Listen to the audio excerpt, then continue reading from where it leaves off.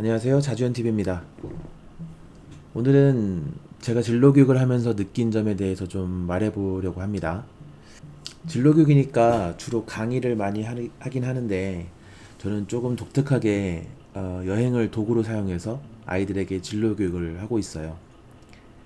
제가 여행을 진로교육에 활용하는 이유는 여행이 우리의 인생과 비슷한 점이 많기 때문입니다. 혹시나 비슷한 점이 뭔지 모르실 수도 있으니까 간단하게 설명드리자면, 목적지를 정하는 것은 자신의 목표를 정하는 것과 같고, 목적지로 가기 위해 교통편을 결정하는 것은 방법을 정하는 것과 같습니다. 또 여행 경비를 예측해 보는 것은 자신의 목표를 이루는 데까지 걸리는 시간을 예상하는 것과 비슷하고, 계획대로 여행을 가는 것과 인생을 개척해 나가는 것은 실행하는 면에서 비슷합니다. 계획대로 이루어지지 않고 변수가 발생하는 것도, 그리고 그 순간에 그 변수를 해결하기 위해서 고민하고 또는 공부하고 질문하고 찾고 하는 것도, 그래서 풀어나가는 것도 여행이나 인생이나 비슷하죠. 그래서 저는 여행을 제가 하는 진로교육의 핵심 소재로 사용합니다. 여기에서 가장 중요한 것은 제가 목적지를 정해주지도 않고 경비나 도착지까지 걸리는 시간 등등 모든 것에 관여하지 않는다는 점입니다. 아이들이 스스로 모든 것을 결정하게 하죠. 기관에서 진행하는 방식하고 일반 가정의 아이들을 모아서 하는 방식이 조금 다르지만 기본은 아이들이 계획하고 준비해서 실행한다는 것입니다. 한 번, 두 번, 세 번 계획을 세우고 여행을 다녀오고 느낀 점을 회상해보고 발표하고 또 토론하고 하다 보면 여행 계획을 세우는 것에는 박사들이 됩니다. 그리고 이것을 자신의 인생을 계획하는 것에 적용만 할 수 있게 되면 인생 계획도 능숙해질 수 있을 겁니다. 혹시 지금 이 영상을 시청하시는 분이 부모님이거나 선생님이시라면 한번 아이들에게 여행 계획을 세워보라고 해보세요. 재미있거나 혹은 답답한 상황이 펼쳐질 겁니다. 여러분은 당일치기나 1박 2일 여행 계획을 세우실 때 시간이 얼마나 걸리세요? 그리고 아이들이 여행 계획을 세운다고 하면 얼마나 걸릴 것 같으세요? 빠르면 한두 시간? 오래 걸려도 하루 이틀? 좀 다양한 상황이 있고 그것을 고려해야 한다면, 또는 익숙하지 않은 곳을 목적지로 한다면 일주일 정도 걸리기도 하죠. 그런데 올 여름방학 때 여행을 가야 하는데 지금 2달째 여행 계획이 완성되지 못하고 있습니다. 더구나 4월 달에는 중간고사가 있어서 5월 첫째 주까지는 또 공부한다고 계획을 못 세우겠다고 하네요. 왜 이렇게 계획이 안 세워지는 걸까요? 네, 맞습니다. 경험이 없기 때문입니다. 네, 경험이 없기 때문입니다. 한 번도 여행 계획을 세워본 적이 없거든요. 뭐 부모님을 따라서, 학교 선생님을 따라서, 학원 선생님을 따라서, 기관 선생님을 따라서 그냥 따라서 가본 여행지는 많겠지만 직접 여행 계획을 세워본 적이 없거든요. 학교에서, 가정에서, 기관에서 여행 갈 때 아이들의 의견을 물어보나요? 그런 경우가 별로 없거든요. 뭐 그럼 경험을 시켜주면 되지, 뭐가 문제라는 거야? 하고 생각하실 수도 있습니다. 맞습니다. 경험을 시켜주면 됩니다. 그러면 돼요. 여행 계획 세울 때 아이들 의견도 물어보고 아이들 보고 계획도 세워보라고 하고 그러면 됩니다. 그래서 경험을 시켜주려고 여행 계획을 짜보라고 한 겁니다. 그런데 못 짭니다. 다시 한번 질문 드립니다. 왜 그럴까요? 왜 이러는 걸까요? 진로교육을 시작하면서 여행에 대해 아이들한테 설명을 꼭 하곤 하는데요. 그 설명을 시작할 때 저는 항상 이렇게 말을 합니다. 여름 방학이나 시간을 만들어서 우리 여행을 한 번 혹은 2번 갈 거야. 그런 계획을 가지고 있는데 너희가 가고 싶은 곳이 있니? 한번 자유롭게 말해봐. 우리가 이번에 함께 갈 여행은 너희가 가고 싶다고 하는 곳 위주로 갈 거야. 그러니까 자유롭게 가고 싶은 곳을 한번 말해봐. 이렇게 말하면 아이들은 환호성을 지릅니다. 와, 선생님 진짜예요. 막 이러면서 환호성을 지릅니다. 자신이 가고 싶은 곳을 간다고 하니까 즐거운가 봅니다. 그럼 그동안은 가고 싶지 않은 곳을 간 것일까요?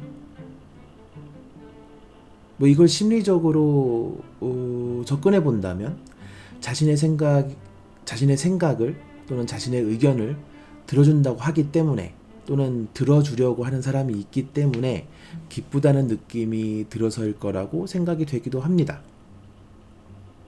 자, 이제 하나둘 자기가 가고 싶은 곳을 말하기 시작합니다. 제주도요, 일본이요, 동남아요, 부산이요. 가끔 특이하게도 그냥 가까운 데 그냥 다녀와요. 이렇게 말하는 친구들도 있긴 하지만 대부분 이런 곳을 말합니다. 외국은 좀 힘드니까 일단 먼저 국내로 한번 정해봐. 그러면 제주도, 부산, 속초, 양양, 강릉 이런 곳을 말합니다. 그곳은 왜 가고 싶은 건데? 라고 물으면 그때부터 아이들은 꿀먹은 벙어리가 되거나 아니면 거기 좋지 않아요? 그냥요. 이렇게 대답합니다. 이런 대답을 듣는 순간 저는 속으로 한숨을 푹 쉽니다. 힘도 쫙 빠지고요. 아이고, 여기도 힘들겠구나 하고 생각합니다. 왜 제가 힘들겠다고 생각했는지 감이 오시는 분이 있을까요? 첫째 이유로는 정말 자유롭게 얘기하라고 했는데도 아이들은 정말 자기가 가고 싶은 곳을 말하지 못하는 데 있습니다. 제주도, 부산, 속초, 양양, 강릉, 일본, 동남아 다 물론 멋진 곳이고 좋은 곳이죠.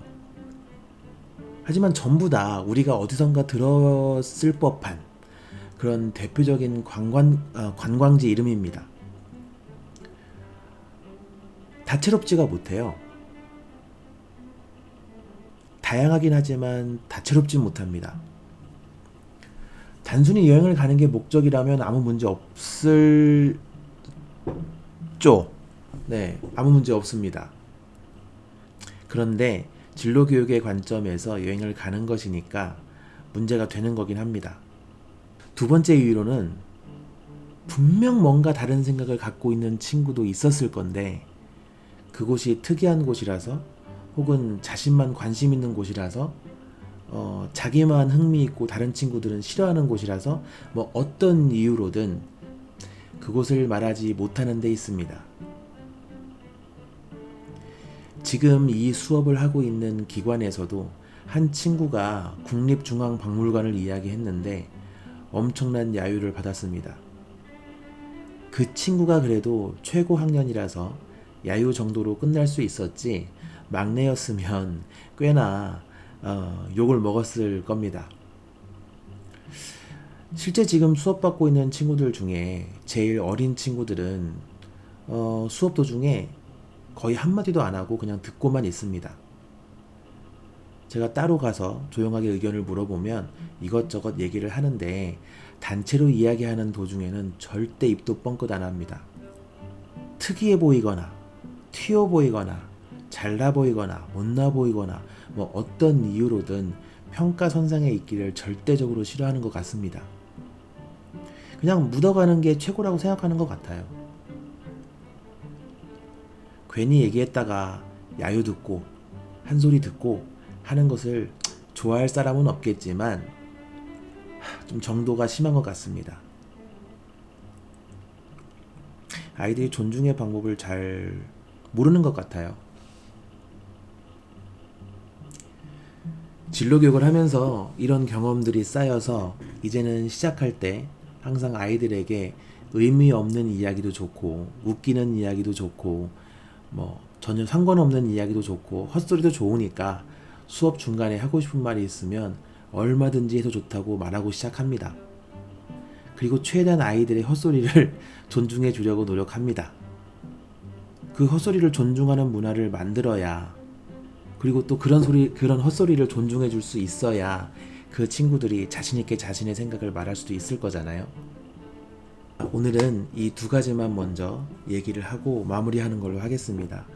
제가 느낀 부분이고 저만 느끼는 그런 문제점일 수도 있겠지만, 집에서 또는 학교에서 학원에서 여러분들이, 부모님들이, 선생님들이 한번 아이들에게 간단한 목적지라도 하나 주고 갈 수 있는 여행 계획을 짜보라고 한번 얘기를 해보세요.